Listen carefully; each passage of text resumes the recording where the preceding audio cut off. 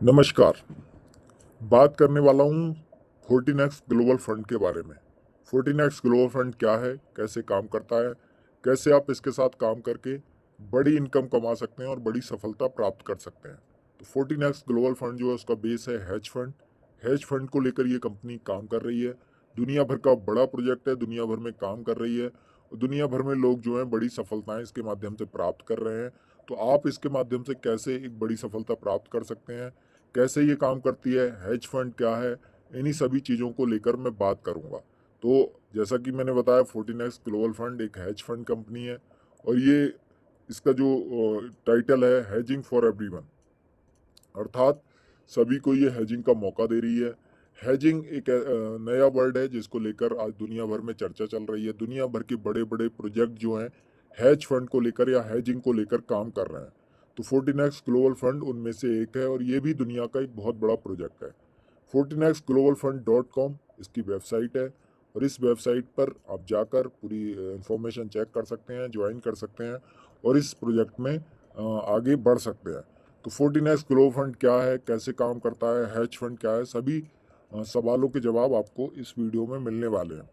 तो आइए पहली स्लाइड देखते हैं। पहली स्लाइड है कि what is hedge fund. Hedge fund है क्या। तो इसमें जैसे कि लिखा हुआ है कि hedge fund is a pooled fund that is pulled bye A partnership of institutional or accredited investors like bank, high net worth individuals, endowment और पेंशन फंड्स। तो ये बहुत ही ज़बरदस्त पूल्ड फंड है। इसमें जो बड़े बड़े इंस्टीट्यूशन होते हैं, बड़े बड़े लोग जो होते हैं, वो बहुत सारा फंड इकट्ठा करते हैं एक जगह पर और उसके द्वारा हेजिंग की जाती है। बड़े बड़े इंस्टीट्यूशन, बड़े बड़े लोग इसमें इन्वॉल्व होते हैं और बड़ी जो नेटवर्थ है, बड़े अमीर लोग जो हैं इसी में इसमें इन्वॉल्व हो सकते हैं। बड़े अमीर लोगों का ये प्रोजेक्ट है। तो इसमें दूसरा पॉइंट जो आप देख रहे हैं, investment in a hedge fund is usually require a high net worth. जो बात मैं कह रहा था कि एक बड़ा पैसा चाहिए इसमें लगाने के लिए। अगर मैं अमेरिका में बात करूं तो $1 लाख इसका मिनिमम टिकट होता है, अर्थात जो मिनिमम इन्वेस्टमेंट है वो $1 लाख होती है और इंडिया में 1 करोड़ रुपए मिनिमम इन्वेस्टमेंट वाले ही हेज फंड में इन्वेस्ट कर सकते हैं। तो ये जो है सबसे बड़ी बात इसकी क्या है, सबसे बड़ी बात जो तीसरा पॉइंट लिखा हुआ है कि hedge fund pool investors money invest the money in an effort to make positive return. Hedge funds typically have no flexible investment strategy than for example mutual fund. तो म्यूचुअल फंड, अब यहाँ पर इसका मतलब क्या है कि म्यूचुअल फंड में क्या होता है कि स्ट्रेटजी होती है, अर्थात होता क्या है वहाँ पर आप सिर्फ अगर एक कंपनी आपसे म्यूचुअल फंड में पैसा ले रही है लगाने को तो वो शेयर मार्केट में ही इन्वेस्ट कर सकती है या शेयर मार्केट के किसी लिस्टेड कंपनी में ही इन्वेस्ट कर सकती है। लेकिन हेज फंड के पास एक फ्रीडम होती है कि वह चाहे तो कहीं भी इन्वेस्ट कर सकता है।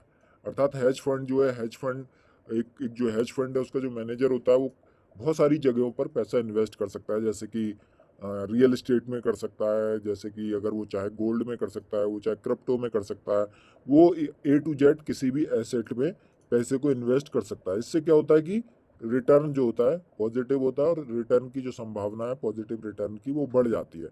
अगला स्लाइड क्या है, की पॉइंट्स इसके क्या है। Hedge fund industry is a $1 trillion industry. जैसे कि आपने सुना होगा बैलेंस जो है $1 ट्रिलियन इंडस्ट्री है, जो फॉरेक्स है वो $1 ट्रिलियन इंडस्ट्री है। ऐसे ही हेज फंड जो है वो $1 ट्रिलियन इंडस्ट्री है और इसमें बड़ी बड़ी कंपनियां बड़े बड़े एसेट को मैनेज कर रही हैं। इसके बारे में आपको आगे बताऊंगा कि कौन कौन से प्रोजेक्ट्स हैं जो हेज फंड को लेकर काम कर रहे हैं और दुनिया भर में उन्होंने तहलका मचाया हुआ है। तो यहाँ पर क्या है, दूसरा पॉइंट जो आप देख रहे हैं कि ये लिमिटेड पार्टनरशिप होती है। इन्वेस्टर पार्टनर करता है और फंड मैनेजर जो है उसके जनरल पार्टनर कहलाते हैं। फंड मैनेजर कौन होते हैं, जो फंड को मैनेज करते हैं। इन्वेस्टर कौन होते हैं, जो बहुत सारे लोग जो होते हैं, जो बड़े अमीर लोग होते हैं जो फंड इन्वेस्ट करते हैं, तो वो लोग इन्वेस्टर होते हैं। और जो जनरल पार्टनर है जो फंड मैनेजर होते हैं जो फंड मैनेज करते हैं। और जब उन दोनों के बीच में एक पार्टनरशिप हो जाती है तो कुछ समय के लिए फंड जो है वो लॉक हो जाता है। फंड लॉक होने के बाद जो हेज फंड मैनेजर होते हैं वो उस फंड का इस्तेमाल करते हैं।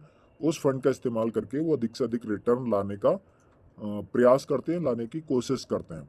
हेज फंड में क्या होता है, ये उतने ज़्यादा रेगुलेटेड नहीं है जैसे कि म्यूचुअल फंड है। तो इससे क्या होता है कि जो फंड मैनेजर होता है उसे फ्रीडम मिलती है, ज़्यादा इन्वेस्टमेंट अपॉर्चुनिटी उसके पास होती है। जब वो ज़्यादा अपॉर्चुनिटी होती है, ज़्यादा फ्रीडम होती है तो रिटर्न भी बड़ा होता है। अभी हेज फंड जो है 20% से 200% से भी ज़्यादा रिटर्न देते रहे हैं अभी तक।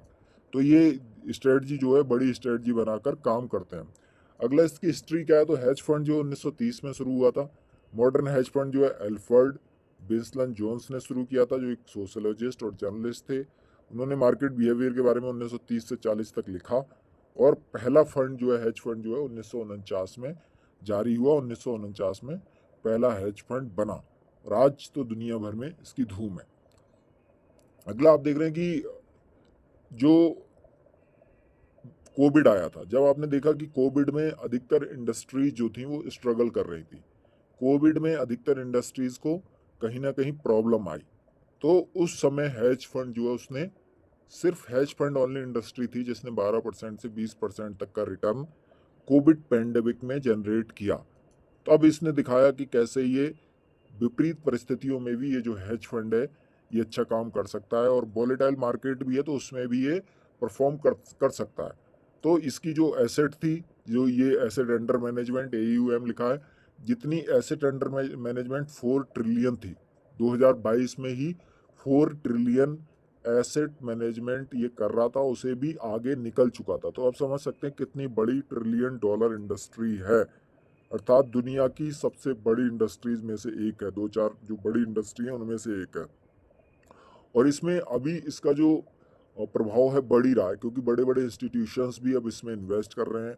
बड़ी बड़ी कंपनियां, सरकारी कंपनियां, प्राइवेट कंपनियां अपने फंड को यहाँ पर डाल रही हैं, हेज फंड में डाल रही हैं, और हेज फंड से अधिक प्रॉफिट ले रही हैं, और अपने इन्वेस्टर्स को भी उस प्रॉफिट में, जब उनको प्रॉफिट होगा, उनको फ़ायदा होगा, तो उनके इन्वेस्टर्स को भी फ़ायदा हो रहा है। तो बहुत तेज़ी से ये जो हेज फंड है ये बढ़ रहा है, और ट्रैक्शन बहुत तेज़ी से इसमें ग्रोथ हो रही है। जनरल ट्रेंड्स जैसे कि मैंने बताया कि 10% से 99 से लगातार ग्रो हुआ है। 10% लगातार ये कंपाउंड एनुअल ग्रोथ है, ये कंपाउंड ग्रोथ है।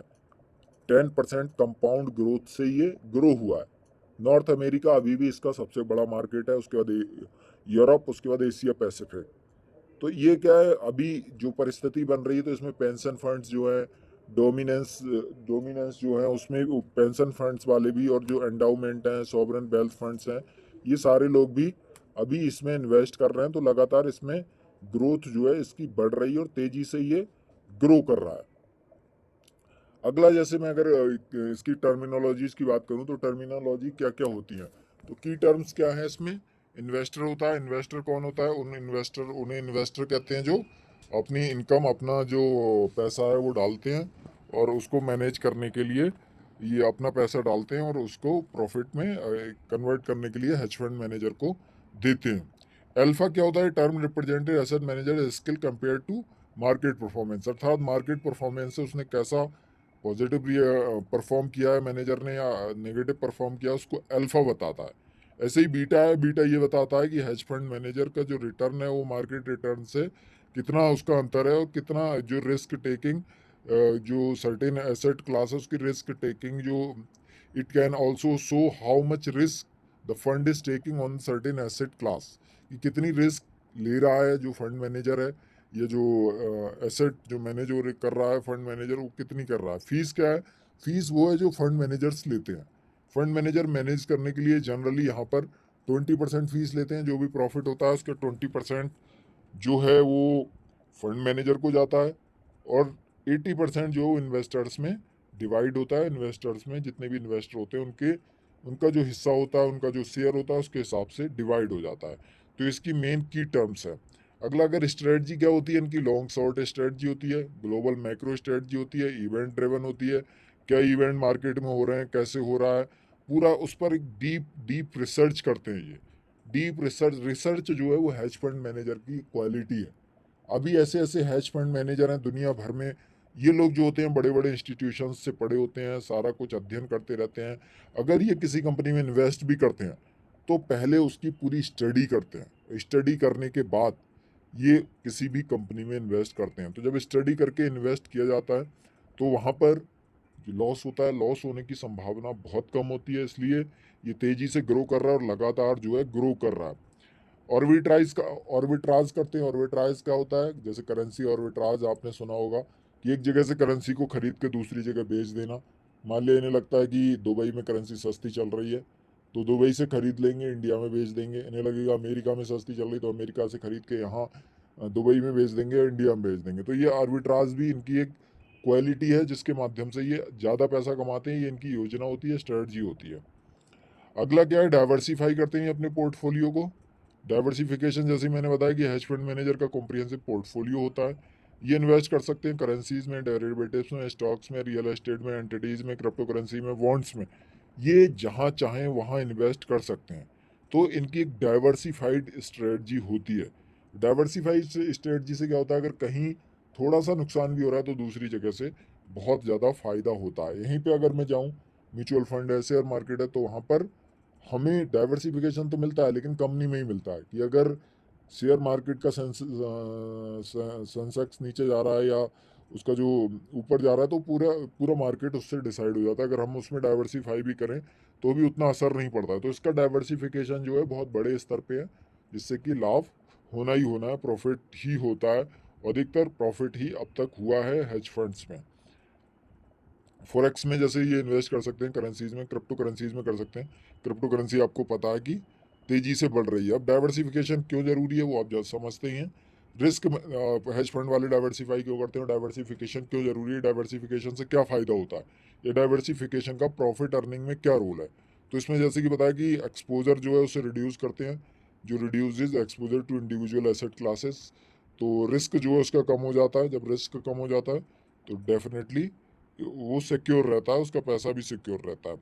दूसरा क्या, alpha generation hedge fund aim for absolute return irrespective of market condition. Market condition से अलग हटके ये एब्सोल्यूट रिटर्न देता रहता है, मिनिमम रिटर्न भी देता रहता है। कभी इसमें ये लॉस में नहीं जाता है डाइवर्सिफिकेशन की वजह से। और फ्लेक्सिबिलिटी भी इसमें होती है। This broad mandate allow quick adaptation to the market opportunity. जो फ्लेक्सिबिलिटी है हेज फंड मैनेजर के पास, वो जब चाहें मार्केट अपॉर्चुनिटी को ग्रैब कर सकता है। अगर उसे कोई नई अपॉर्चुनिटी मिले, उसे लगता है कि यहाँ पर पैसा फ्यूचर में ज़्यादा बनेगा, तो वो वहाँ पर इन्वेस्ट कर लेता है और वहाँ से अधिक पैसा कमा लेता है। तो ये जो डाइवर्सिफिकेशन है, क्विक डाइवर्सिफिकेशन भी वो कर पा रहा है। जब चाहे वो पैसा निकाल के जब चाहे इन्वेस्ट कर सकता है। उसके ऊपर इतना ज़्यादा रेगुलेशंस भी नहीं है कि वो शेयर से ले जाके रियल एस्टेट में भी इन्वेस्ट कर सकता है, रियल एस्टेट से ले जाके शेयर में भी कर सकता है। अर्थात जो हेज फंड मैनेजर है उसके पास ज़्यादा फ्रीडम है। उसे जो इन्वेस्टर्स हैं उन्होंने फ्रीडम दे रखी है। उनके बीच में जो पैक कॉन्ट्रैक्ट हुआ है उसके माध्यम से उसे फ्रीडम मिली हुई है, जिससे कि वो अधिक से अधिक रिटर्न जनरेट कर सकता है। जब अधिक रिटर्न जनरेट करेगा तो जो उसके इन्वेस्टर हैं उन्हें भी अधिक फ़ायदा होगा और वो भी एक ज़्यादा पैसा कमाएंगे।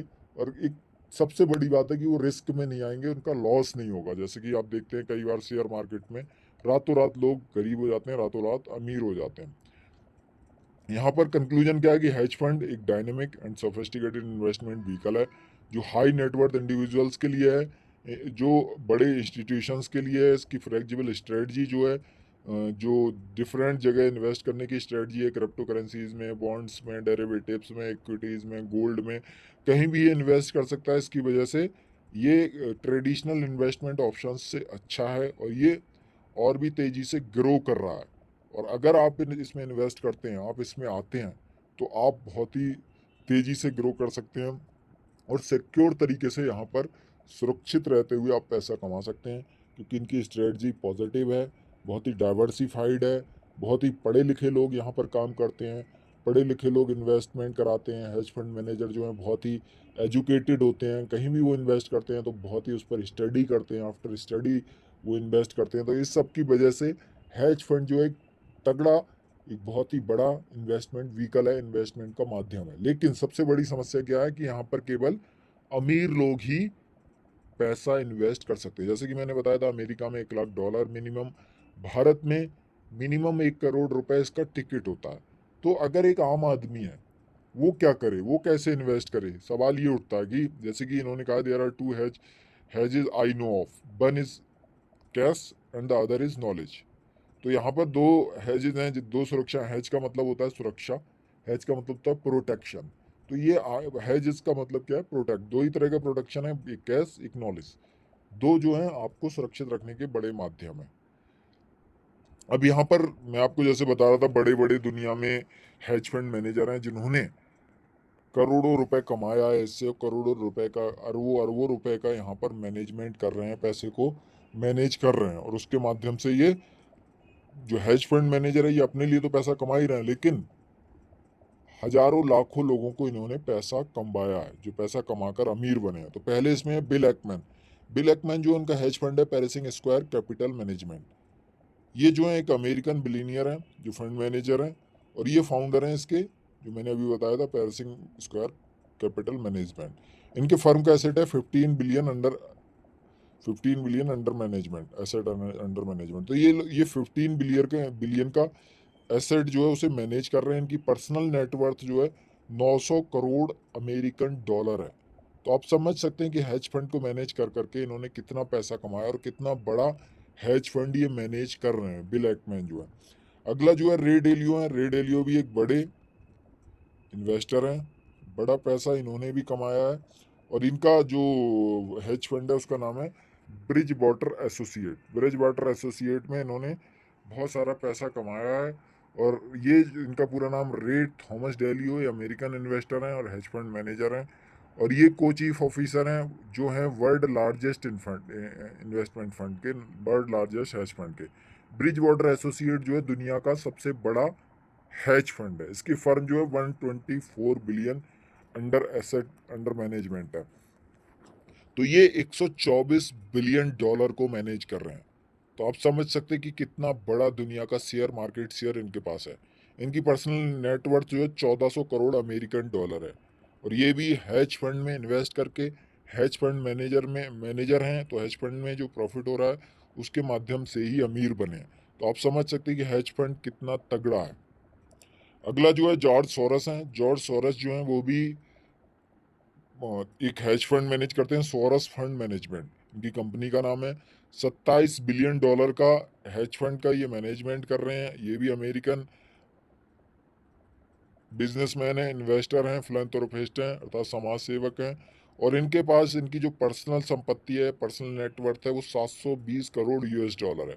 ये भी बहुत ही अमीर व्यक्ति हैं। अगले जो है, अब मैंने आपको हेज फंड के बारे में बताया कि किस तरह दुनिया भर में हेज फंड चर्चा में है।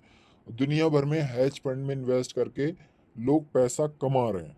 अब मैं बात करूंगा कि 14x ग्लोबल फंड जो है, 14x ग्लोबल हेज फंड जो है, जो कह रहा है कि हम हर आदमी को हेज फंड की अपॉर्चुनिटी दे रहे हैं। लेकिन मैंने आपको बताया कि हेज फंड केवल अमीरों के लिए है, क्योंकि 1 करोड़ हर आदमी के पास तो है नहीं। जब हर आदमी के पास 1 करोड़ नहीं है तो कैसे ये अपॉर्चुनिटी है, कैसे वो पैसा कमा सकता है, सवाल उठता है। तो यहाँ पर आ रहा है कि 14x ग्लोबल फंड जो है हेजिंग अपॉर्चुनिटी दे रहा है सबके लिए। 14x ग्लोबल फंड जो है इन्वेस्टमेंट व्हीकल है ऑपरेटिंग अक्रॉस इंटरनेशनल मार्केट। ये पूरे इंटरनेशनल मार्केट में ऑपरेट कर रहा है। इसकी यही भी वो सारी स्ट्रेटजीज अपना रहा है जो एवरीडे इन्वेस्टर के लिए। लेकिन यहाँ पर एक खास बात है कि यहाँ पर एक आम आदमी को भी 14x ग्लोबल फंड मौका दे रहा है, वही मौका दे रहा है जो अमीरों के पास है। बाकी हेज फंड में जो मौका सिर्फ अमीरों के पास है। तो कैसे ये मौका दे रहा है वो मैं अभी आपको बताऊंगा। 14x ग्लोबल फंड क्यों करना चाहिए, जो मैंने आपको बताया था कि ट्रेडिशनली हेज फंड जो है बड़े लार्ज इन्वेस्टर के लिए रहे हैं, लेकिन 14x ग्लोबल फंड जो है एवरीडे इन्वेस्टर के लिए वही अपॉर्चुनिटी दे रहा है जो अमीरों के पास दूसरे हेज फंड हैं उसमें केवल अमीरों के पास है। वही अपॉर्चुनिटी यहाँ आम लोगों को दे रहा है। तो इंट्रोडक्शन क्या है, 14x ग्लोबल फंड एक ग्लोबल हेज फंड है, और इसमें इंटरनेशनल मार्केट में ऑपरेट कर रहा है। ये भी वही सारी डाइवर्स जो अपॉर्चुनिटी है, डाइवर्स स्ट्रेटजी अपना रहा है, और हाई रिटर्न दे रहा है अपने सभी इन्वेस्टर्स को। किस तरह से रिटर्न दे रहा है, ये आपको 4 तरह से अपॉर्चुनिटी दे रहा है। एक कॉमन इन्वेस्टर को 14x ग्लोबल फंड जो है 4 तरह की अपॉर्चुनिटी दे रहा है, हेजिंग अपॉर्चुनिटी, कि आप एक आम आदमी भी यहाँ पर आकर हेज फंड में अपॉर्चुनिटी में इन्वेस्ट कर सकता है और पैसे कमा सकता है। तो पहली इसकी अपॉर्चुनिटी जो है उसका नाम है बेसिक हेजिंग अपॉर्चुनिटी। अगली जो अपॉर्चुनिटी उसका नाम है एग्जीक्यूटिव हेजिंग अपॉर्चुनिटी। तीसरी जो अपॉर्चुनिटी उसका नाम है चीफ एग्जीक्यूटिव हेजिंग अपॉर्चुनिटी। और चौथी जो सबसे बड़ी इसमें अपॉर्चुनिटी है वो है एलीट हेजिंग अपॉर्चुनिटी। तो इन चारों अपॉर्चुनिटी के बारे में बात करूंगा कि किस तरह से कितना इन्वेस्ट करके एक जो हेज फंड में इन्वेस्टर है वो क्या कमा रहा है, और कैसे जो 14x ग्लोबल फंड है एक आम आदमी को कैसे किस तरह से ये अपॉर्चुनिटी दे रही है। तो पहला जो है बेसिक फंड, जो है बेसिक फंड में आपको इन्वेस्ट करना है $20 से लेके $149 तक। इसमें आपको 6% मंथली रिटर्न दे रही है। मंथली जो हैजिंग डिविडेंड है वो 6% मिल रहा है। और ये कब तक मिलेगा? जब तक आपको जो आपका इन्वेस्टमेंट है 200% नहीं हो जाता। 200% ऑफ इन्वेस्टमेंट एंड वर्किंग दोनों का जब 200% हो जाता है तब तक ही आपको मिलता रहता है। तो ये बेसिक अपॉर्चुनिटी है। और मुझे लगता है कि $20 एक इतनी कम है कि एक आम आदमी भी फायदा उठा सकता है इस बड़ी अपॉर्चुनिटी का। हैज फंड जो दुनिया की सबसे बड़ी अपॉर्चुनिटी है, एक आम आदमी भी $20 से $149 इन्वेस्ट कर सकता है और पैसे कमा सकता है, दूसरे लोगों को भी पैसे कमाने में मदद कर सकता है।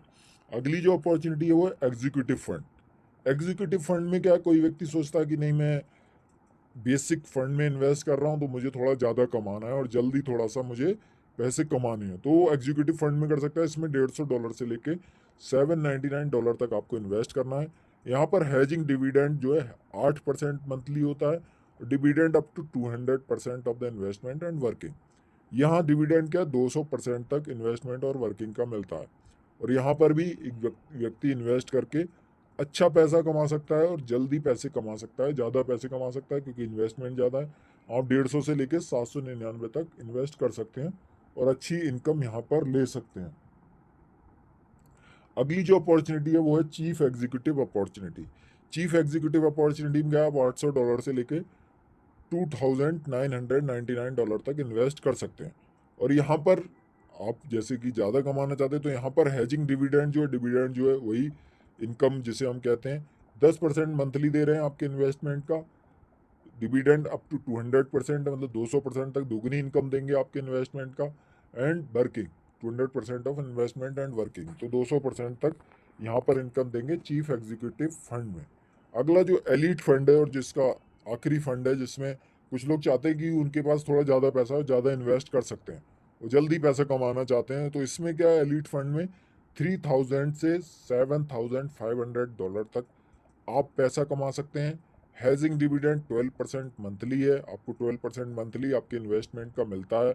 और ये जो डिविडेंड है, डिविडेंड अर्थात इनकम जो है आपको 200% तक मिलती है इन्वेस्टमेंट और वर्किंग का।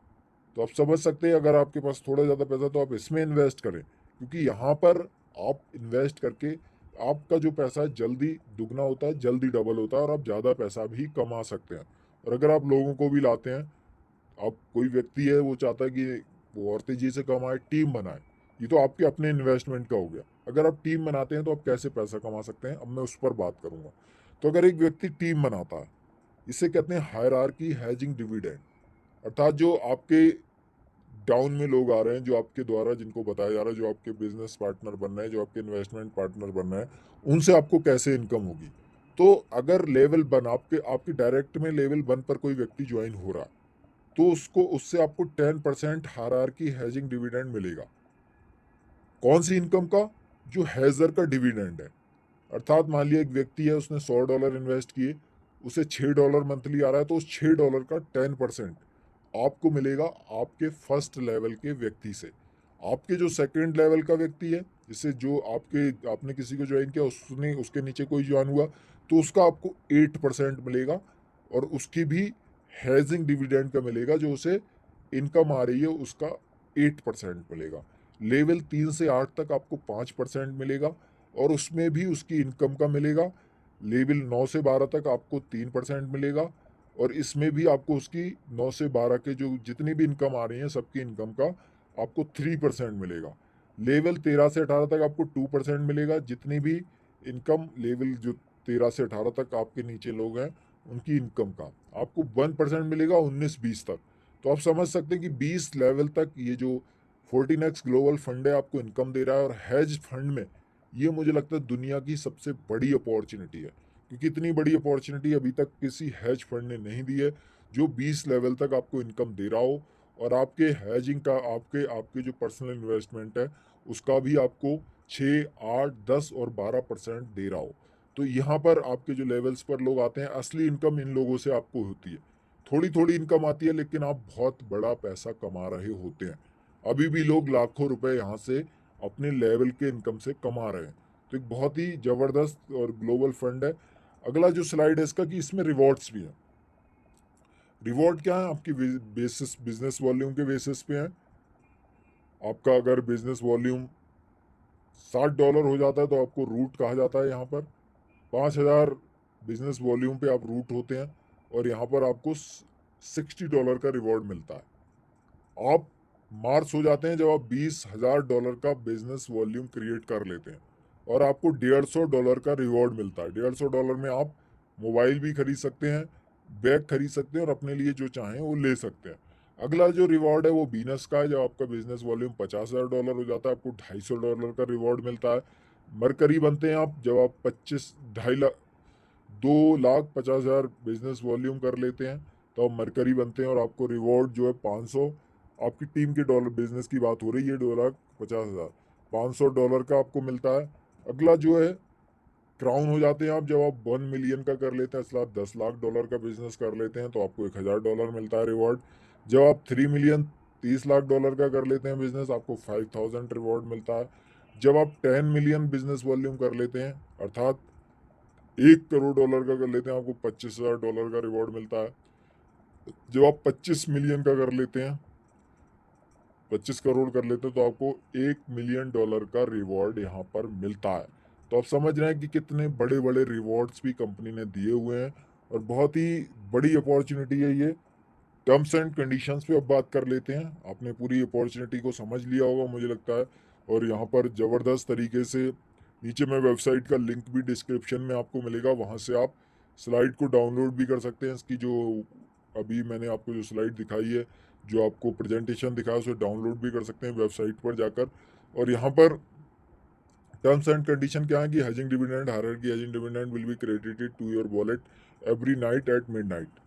To start hedging with our hedge fund the minimum account, minimum requirement $20 है और मैक्सिमम जो है $7,500 है।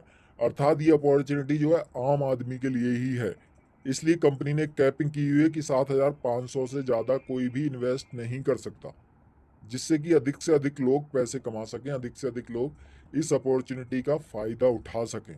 क्योंकि अगर एक एक ही व्यक्ति, कुछ लोग ही पैसा कमाएंगे तो उसका कोई मतलब नहीं। इस कंपनी का उद्देश्य है कि अधिक से अधिक लोग पैसे कमाएं, अधिक से अधिक लोग अमीर बने।